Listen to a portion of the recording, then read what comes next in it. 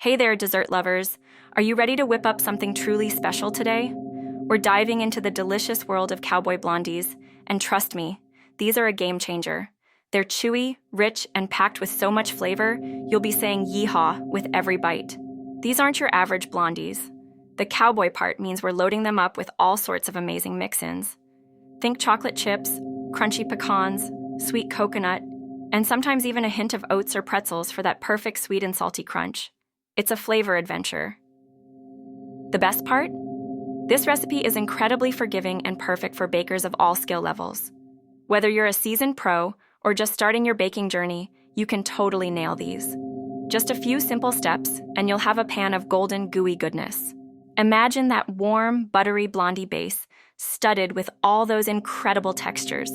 They're perfect for sharing, for a cozy night in, or for impressing your friends and family. So grab your ingredients, get ready to mix, and prepare for the most irresistible treat you've ever baked. You absolutely have to try these.